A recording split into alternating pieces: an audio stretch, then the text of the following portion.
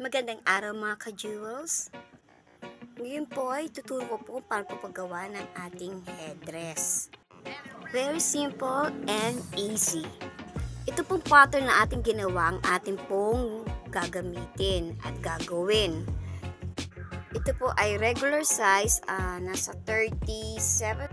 At ang gagawin nating size ng headdress ay 52. So mag-a-adjust na lang po tayo.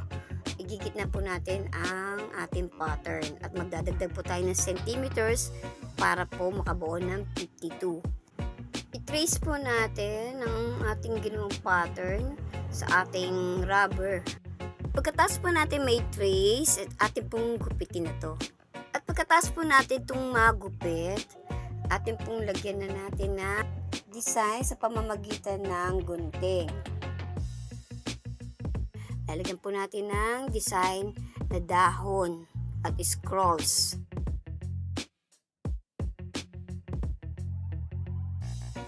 At kapag napuno na po natin ang disenyo, ay lalagyan na po natin ng garter sa magkabilang dulo. Mga 3 inches po ang haba ng garter at 1 inch po ang ilalagay natin sa bawat dulo.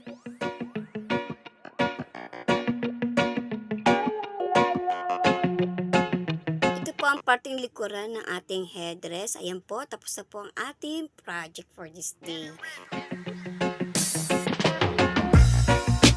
Maraming salamat po sa inyong panunood, ka-jewels, at antabayanan niyo po sa mga susunod pa po nating next project. Thank you for watching and have a blessed day.